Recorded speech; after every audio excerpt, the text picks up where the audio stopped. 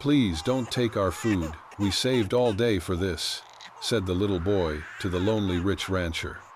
Late winter, 1889, Morgan Ranch, Wyoming Territory. Snow drifted across the wide plains in gray sheets, coating the barbed wire fences and piling knee-deep against the posts. A bitter wind ripped through the trees clinging to the ridge, carrying chill that cut to the bone. Near the mess hall of Morgan Ranch, a handful of cowboys leaned close to a barrel fire, arms outstretched to catch just a flicker of warmth. Flames danced in their faces, masks against freezing air. Silas Morgan rode slowly through the swirling snow, his horse's breath steaming in the frigid air. His coat was heavy and stiff, dusted with frost, his hat brim pulled low over eyes gray as winter sky. He was 38, and the hardship of many seasons etched into every line of his face. He dismounted near the stable, reins in one hand, the other hand slipping into his pocket to straighten the worn leather of his gloves. The cold gnawed at his boots as he stepped onto packed snow. A flicker of movement near the back of the mess hall caught his eye, behind the barrels and the crates where kitchen scraps were thrown away. He paused, noticing 4 children huddled against a sagging wood bin cracked by cold and age. They moved silently, heads low, searching the snow as though it might yield something warm to eat. The eldest, a boy about 5 years old, stood at the front. His name was Eli. He was gaunt, limbs thin, cheeks red raw from windburn. Behind him crouched a girl, June, about 4, fingers inside mittens too thin to offer warmth. A little boy named Tommy, about 3, clung to her coat sleeve. And the smallest, a toddler they called Annie, sat half-wrapped in a ragged swaddling cloth that did little to hold out the cold. Their small faces were pale, eyes wide, bodies trembling, yet they kept hunting hungrily among the scraps. A ranch hand, heavy-lidded and rough-jawed, approached them with a scowl. "Scatter, kids," he growled. "This ain't for stray pack rats." He raised a hand as if to scare them off. For a moment, silence held, cold and brittle. Then Eli's voice cracked the air. "Please do not take our food, we saved all day for this." His words stood stark in the wind. June's small bundle of stale bread crackled as she tried to lift it but dropped a crust to the snow. She bent quickly, fingers numb and shaking, scooping it up. She raised her head, looking at the man. "Mama says eat slow, so we will not be hungry later." Tommy's lips quivered in a small whisper toward Eli. "Can we bring some back for Mama?" "We will share," Eli answered softly. "Mama eats first. Mama skipped her breakfast this morning." The baby Annie shivered. In a voice raw and thin she murmured, "Bread, warm." Her little lips parted as though tasting hope. Silas stood motionless watching them. His breath came slow and even, misting in the bitter air. His eyes did not soften, yet his hand closed around the reins with quiet firmness. He did not shout. He did not move. Then he turned and walked into the mess hall without a word. The cook looked up, spat his rag onto the table, wiped his hands on his apron. "What is it, Mr. Morgan?" he asked, peering at him under flickering lantern light. "One portion," Silas said. His voice was calm, low, carrying no anger nor charity. "For someone outside, no name, no question." The cook hesitated only a moment, then set to work. He ladled beans into a tin pan, wrapped coarse cornbread in cloth, added 2 boiled potatoes and a hunk of salted ham. He tucked in a slice of apple and tied the parcel with twine. Silas accepted the warm parcel, his gloved hands cracking slightly as he folded the cloth over slow and careful. He stepped out into the snow again, the wind still gusting, the children still there, eyes wide, bodies coiled with need. He approached slowly, each boot imprint sinking deep into the white. He stopped a few feet from them. He crouched, set the parcel against the base of a hardy pine tree whose boughs offered scant shelter from the gale. He did not look at any of them. He did not speak. Eli stepped forward, uncertain, his lips parted as though to speak thanks. The others shifted closer, hope lighting their frozen faces. Silas rose, turned his back on them, and walked away. He mounted his horse without looking back, his boots pressed deep in the snow, leaving a heavy print near the tree. Then hoofbeats, echoing across white plains, fading until all that remained was the wind. Beneath the pine, the tin parcel sat out of the wind. Inside it, warmth and food. Inside it, a fragile promise that maybe this night, at least, hunger would not be so sharp. The wind had calmed, but the cold had not. Snow fell in quiet sheets across the ranchland, blurring the outline of the abandoned horse barn behind Morgan Ranch. Inside a makeshift tent stitched from burlap and old feed sacks, Miriam sat curled beside a flickering fire made from bark scraps and bits of straw. Her arms wrapped around a rusted tin pot resting on her knees. Inside, 3 small potatoes sat half-cooked, their skins blistering in the heat. The fire barely warmed her fingers, let alone the space around her. Her 4 children lay tangled beside her, in a heap of fabric barely worthy of the word blanket. Their faces were smudged with ash and dust. The youngest, Annie, whimpered softly in her sleep. Eli, her oldest at 5, sat closest to the fire. He reached toward the pot, then stopped, his small hand hovering in hesitation. "Mama," he whispered, "we used to have a bigger pot, didn't we?" Miriam didn't lift her eyes. She stirred the potatoes with a splintered twig. "Yes, baby, bigger than this. And Papa used to bring wood," Eli continued. "Lots of it." A pause. "Yes," she said, her voice dry as wind. "He did." The silence that followed was thick. June stirred next, blinking up at her mother with sleepy eyes. "Mama, if tomorrow's not cold, will you smile again?" Miriam forced a breath through her nose and reached to adjust the blanket around her daughter's shoulders. "Maybe," she murmured, "if tomorrow is kind." Tommy tugged at her sleeve. "Can we save some for Papa?" he asked. Eli turned and touched his brother's hand gently. "He's with the stars now, remember?" Tommy nodded. "But stars don't eat." "No," Eli said. "They shine." The fire crackled weakly.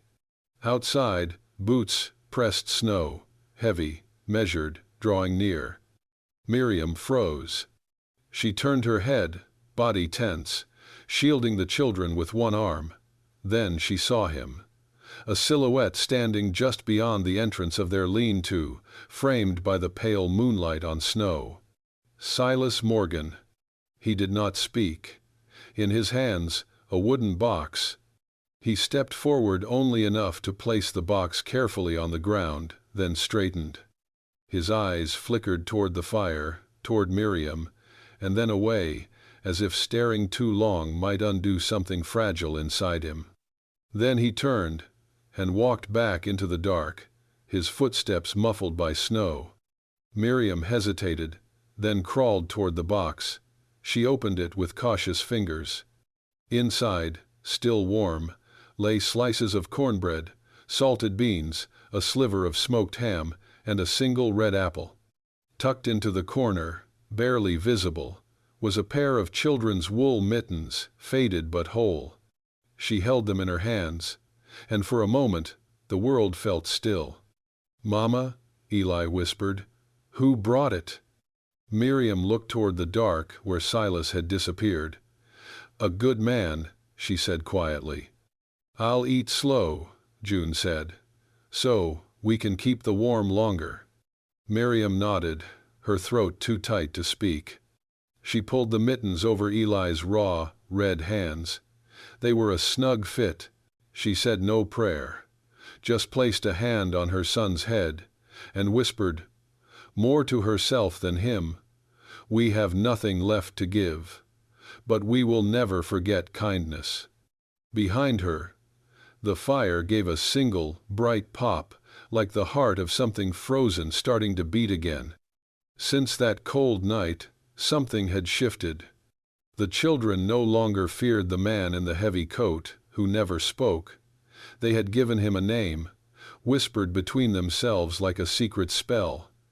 The quiet uncle. "Uncle Quiet is watching again," June would say, peeking from behind a frost-covered beam. "He walks like he is part of the wind," Eli added once, eyes wide with admiration. Silas never approached them directly. But each evening, something would appear by the barn door, a bundle of chopped wood, a loaf wrapped in cloth, sometimes a single apple with the blemishes carefully carved off. He never left a note, never stayed to see it taken. But Eli noticed. And Eli, at 5, decided he had something to give back. With a broken piece of charcoal and scraps of brown wrapping paper he scavenged from behind the cookhouse, Eli began to draw. The first was a lopsided horse. The second, a crooked house, with a chimney blowing smoke like a cloud. Then came the sun, too big for the page, with lines like sunbeams reaching the corners. Each morning, before the others woke, Eli would tiptoe barefoot to the corner post near where Silas usually stood watching the land, and press his artwork between two stones. He never saw the man take them, but they disappeared by noon. One morning, Silas rode along the east fence line, checking the wire. Snow crunched beneath his boots as he dismounted to fix a broken rail. That was when he saw it. A small sheet of paper fluttered in the wind, pinned under a stone. He reached for it. The drawing was simple, a stick figure with a big hat and a square jaw, standing between 4 smaller figures. A line of smoke curled from a house in the background. And scrawled across the bottom in crooked letters, "You are a good man. Mama says so." Silas did not move for a long time. His breath fogged in the winter air. A crow cawed somewhere far off. He read the words again. Then he folded the paper with careful fingers and tucked it into the inner pocket of his coat, the same pocket where a long-forgotten letter still lived. A letter he had written a decade ago, but never mailed. To a woman who had left before she ever arrived.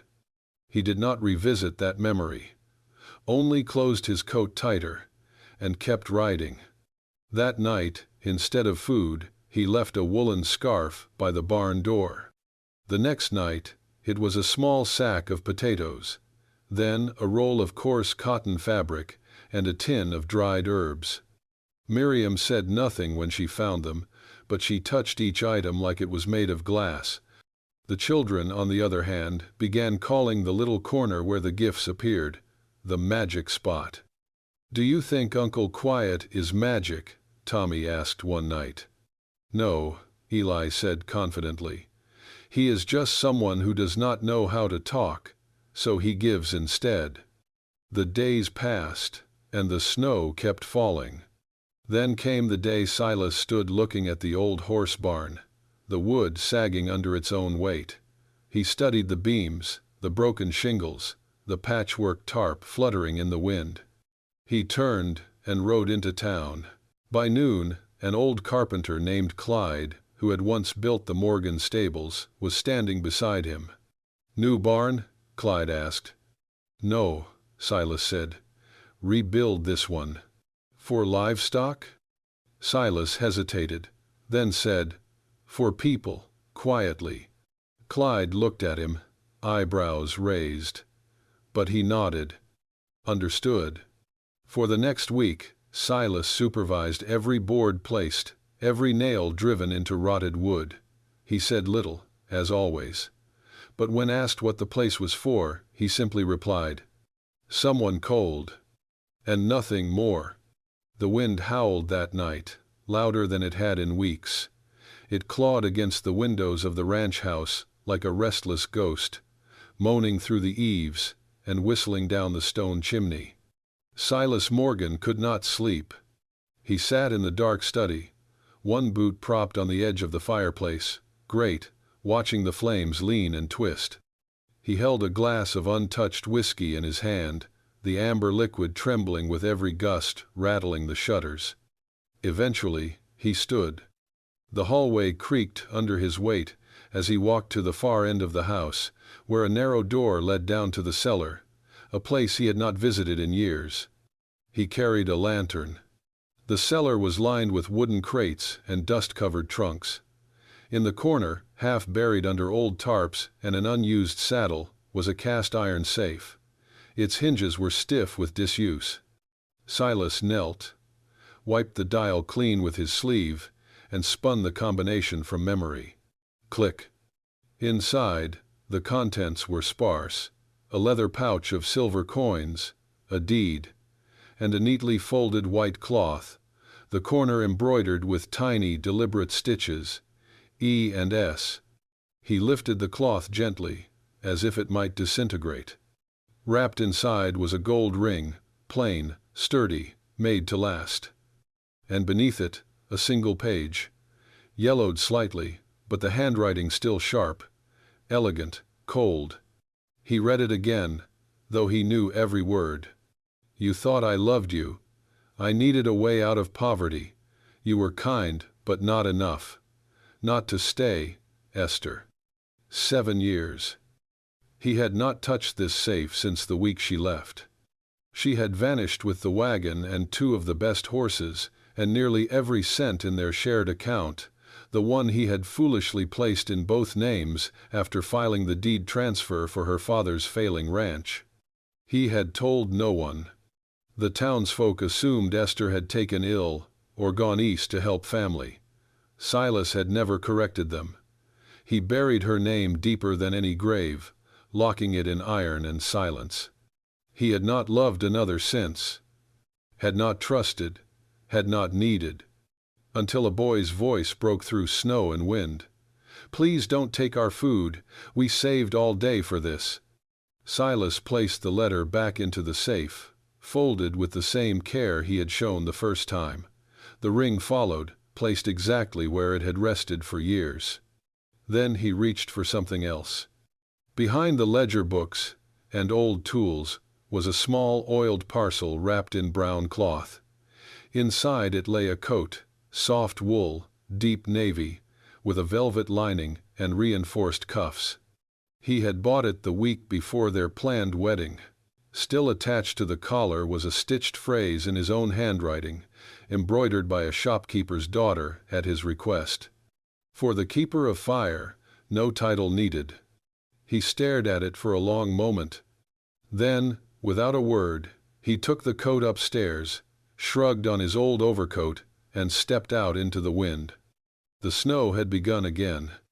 At the back of the ranch, behind the stables, he reached the weathered barn where Miriam and her children slept. Light from within flickered faintly, their fire barely holding. He did not knock. He walked to the door, unlatched it slowly, and hung the coat on the hook just inside, careful not to make a sound. Then he turned and disappeared into the snow. In the morning, Miriam found it. At first, she thought it had been left by mistake, but then she saw the stitching. She pressed her hand to the words, running her fingers over the thread like it held warmth. She said nothing to the children. Only looked toward the main ranch house across the field, snow catching in her lashes, eyes filled with something she had not felt in a long, long time, not hope, not gratitude. Something quieter, deeper. Recognition. By the end of the week, the town was talking. Whispers slithered from the mercantile to the pews of the old chapel. Words sharpened like knives in mouths too bored or bitter to stay silent. She moved in on him, that widow, with those kids. They say he gave her a whole barn, wood and all. Men like Silas do not give anything unless they're getting something. A rock struck the side of the makeshift shelter behind the Morgan ranch. Miriam flinched, her body tensing over Annie, who had just begun to doze. Another voice rang out from the dark. Tricks do not buy bread here, girl. Earn your way like the rest of us." She said nothing. She never did. She only held her children closer and waited for silence. The next morning, Silas rode to the edge of town to check on the grain delivery. Carl, one of his older managers, ambitious, loud, rode beside him. Carl cleared his throat. "Sir, we need to talk." Silas kept his eyes on the hills. Carl continued, "There's talk about the widow. It's turning bad. Men at the saloon say she's ruining the Morgan name." Silas did not respond. Carl tried again, more forcefully. "With respect, sir, ranches fall not from drought or wolves, but from scandal. You let this go on, and you'll be known as the man who traded his good name for charity." Silas reined in his horse, turned to Carl slowly. "Do you know what is worth more than land?" he asked, voice calm but hard. Carl hesitated. "Sir?" Silas's jaw tightened. "A kind word. When someone has nothing left." Carl fell silent. That Sunday morning, the church bell rang clear over the frozen fields. As usual, the townspeople filled the narrow wooden pews, dusting snow from their coats, nodding politely but watching everything.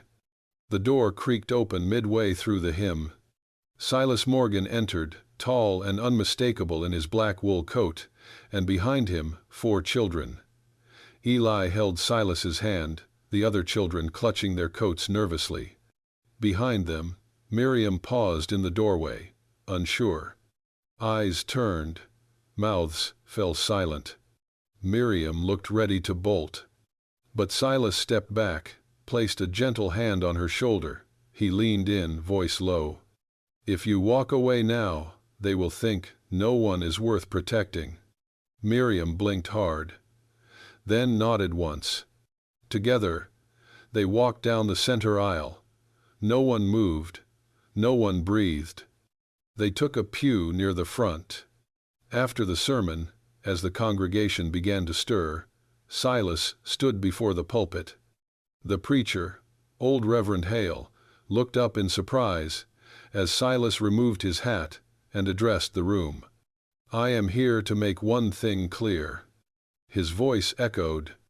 "These children and their mother live under my protection, my land, my roof, not as charity, but because I choose to stand where I believe it is right to stand." A murmur rippled through the crowd. Silas met every gaze. "If any man here thinks less of me for that, he is welcome to walk his boots across my fields and tell me to my face." Silence. Then, slowly, Reverend Hale stepped forward. He placed a hand on Silas's arm and said simply, "Amen." That was all. But when Miriam stepped out into the cold after the service, no rocks followed her, no names, no threats. Only space. Quiet space. Some looked away. Some nodded, hesitantly. Others still judged, but no longer out loud. From that day on, no one dared call her a guest. The fire started just after midnight. A hiss, a crack, then the sharp, unmistakable roar of flames eating wood. The wind, cruel and hungry, fed it like a god craving chaos. Miriam woke to June's scream. "Mommy, it is hot, Mommy." The children scrambled in the dark, coughing, eyes wide with smoke. The old door of the stone shelter glowed orange, its frame licked by fire. Miriam grabbed Annie, her heart thundering, and reached for the latch. But the handle was searing. She yelped, snatched her hand back, and shouted, "Stay close to me, get low." Tommy coughed violently. Eli tried to pull June beneath the wool blankets. The smoke thickened. The children cried, but it was Miriam's silence, her helpless, gasping silence, that tore the night. Then, a sound. Boots pounding. A crash. Through the heat-blurred haze, the door burst inward. A figure wrapped in a soaked blanket slammed against the wood, once, twice, until it gave way with a scream of splinters. It was Silas. He moved like a shadow through flame, scooping up Annie and Tommy first, thrusting them into the cold air outside, where a ranch hand had just arrived, blinking in horror. He went back in. The second time, he staggered slightly. A timber fell, smashing across his shoulder. He barely grunted, lifted it off, and found Eli curled near the hearth. "I've got you," Silas said hoarsely. Eli clung to him. Then June. Then Miriam. She would not leave. "You're bleeding," she sobbed. "You are hurt, your back." Silas pressed her hand into his coat, where warmth spread like spilled ink. "If I die," he whispered, his breath shallow, "teach them. Men must keep their word." Then he pushed her out ahead of him. The ranch hands beat at the flames with wet cloths, but the structure was lost. By the time dawn cracked open the sky, only blackened stones and curling smoke remained. Silas lay on a stretcher made from saddle blankets. His shirt was soaked in blood, eyes fluttering with fever and pain. Miriam held his hand, whispering prayers she had not used in years. Not far away, Eli stood beside a massive oak, the old tree that marked the edge of Morgan land. His hands were covered in soot. He used a charred stick to write across the wide trunk, the letters shaky but determined. "This place burned, but we stayed." No one stopped him. By morning, word had spread. One by one, people came. From the chapel, from the mill, from houses and barns across the valley. They came to see the ashes, yes, but they stayed for the silence that surrounded the man who once kept to shadows. There he sat, Silas Morgan, on a crate of salvaged wood. His back was wrapped, his face pale, but in his arms he held Annie, asleep against his chest. He said nothing. But he did not need to. Not when the children sat at his feet. Not when Miriam knelt beside him, eyes steady, shoulders no longer trembling. Not when the oak tree stood behind them all, bearing the words of a 5-year-old boy who had once feared losing crumbs of bread. Some looked on in awe, some in shame, but none, not a single soul, called Silas the silent man again. The wind howled against the wooden frame of the ranch house. It had not stopped since nightfall, dragging dry leaves across the porch like old regrets, brittle, restless, refusing to settle. The cold crept in through the cracks, no matter how tightly the windows were drawn. Inside, the fire burned low. Miriam sat on the edge of Silas's bed, her knees close together, her back straight despite the exhaustion pulling at her bones. Her hands were careful, steady. She peeled back the old bandage from his shoulder, bloodied linen sticking slightly to skin, and stitched flesh underneath. It came away slowly, revealing angry bruises, and raw threads tugged taut. Silas did not flinch, but his jaw clenched, a muscle ticking near his temple. "I will be gentle," she said, her voice quiet but sure, the way a woman speaks when she is trying not to wake her own pain. Silas said nothing. His eyes remained on the ceiling, unmoving. Not really looking, just holding on. Somewhere far beyond the beams, beyond the roof, beyond even the sky, his mind wandered where his body could not. Miriam pressed a warm cloth to the wound, cleaning away dried blood. Still silence. Then, a long moment later, his voice emerged, rough, dry, as if it had scraped its way out of a locked room. "I bought a ring once." She froze. Her hands paused against his skin, her breath catching just slightly, but she did not look up. She waited. 7 years ago, for Esther. He exhaled slowly, as if the words were heavier than the air itself. "I thought." She looked at me like I was more than a ranch, More than land and fences and cattle count. I was going to give her everything. House, title, my name on hers. I told myself I was finally needed. Miriam still said nothing. Her silence was not distance, it was space, a gift. She left, took what I had tucked away for the new land contract, left a note in the safe, said she never loved me, said she just wanted to escape being poor. His voice cracked then, barely. I did not love her for long after, but I hated myself for much longer. Miriam dipped clean linen into warm water, then wrung it out and began re-wrapping the wound. Her movements were gentle, but firm, the way a woman learns to be when everything soft inside her has once been used against her. "You do not need to be needed, Silas," she said quietly. He blinked, turned his head slightly, as if her words had drawn him back from some cliff's edge. "You only need to be seen," she continued. "And you are. Every time I look at you, I see the strongest man I have ever known." The fire popped in the hearth. Sparks rose and fell like silent punctuation. He did not respond at first, but his breathing changed. Slower, calmer, as if something in him had stopped bracing. Outside, the wind paused, briefly, like the world itself was listening. Then, without looking at her, Silas turned his hand, palm up on the quilt. Miriam looked down. Her hand hovered in the air. And then she placed it in his. His fingers were cold and rough, trembling not from pain, but from something far older. They sat like that for a long time. No more words. Just skin to skin, breath to breath, proof that neither was entirely alone. Then, in the hush between wind gusts, Silas whispered, voice thin but true, "If you are still here come morning, then this is not a ranch anymore." He looked at her fully now, eyes dark and bare.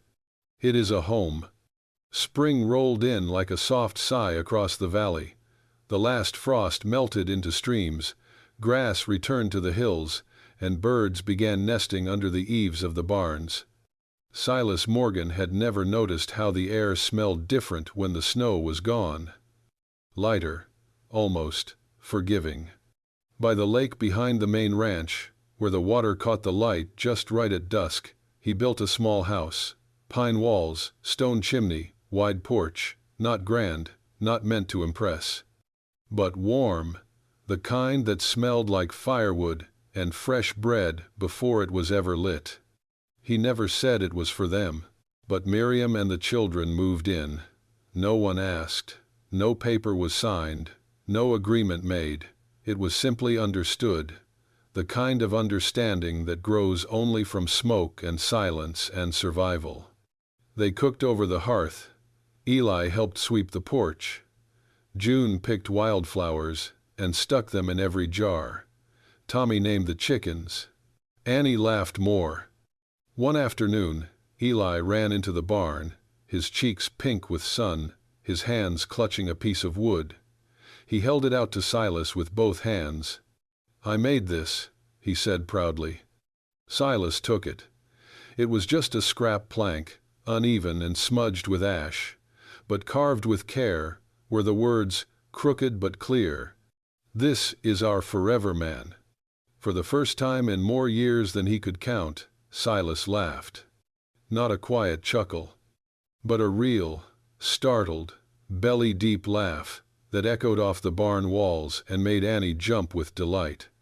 That night, when the house had gone quiet, Silas went to the old storage room. It smelled like cedar and old memories. He opened the trunk he had not touched since the winter Esther left. Inside, still wrapped in cloth, was the sign he had once commissioned. Morgan Estate, carved deep, meant to hang over the porch of a life that never came to be. Silas flipped it over. The back was smooth, untouched. He took his carving knife, the same one his father gave him, and began again. Letter by letter, word by word. It took hours. But by dawn, He held something new in his hands. Morgan family, not for sale. He carried it down to the house by the lake. Miriam was at the stove, stirring oats. The children were chasing each other on the grass. Silas said nothing. He simply hung the sign by the door, above the frame. Not high, not hidden. Just enough for every visitor, and every doubt, to see. That evening, as the sun poured amber light through the windows, Miriam stood at the threshold. She held Annie on her hip. Eli clutched a book. Tommy and June whispered about soup. Silas stood inside. He did not open the door. He had already opened it hours ago, and left it that way. "Are we early?" Miriam teased.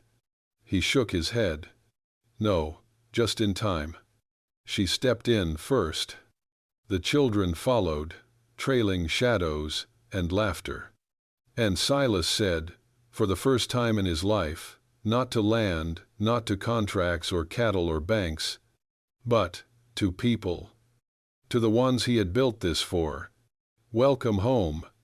If the story of Silas Morgan and that little family tugged at your heart, remember this. In the Wild West, it was not just about guns and outlaws. It was about quiet hands reaching out in the cold, doors left open without being asked, and hearts that dared to believe in kindness again, even after they had been broken. If you felt the weight of unspoken love, the strength of sacrifice, and the beauty of a home built not by blood but by choice, hit that hype button to keep these stories alive.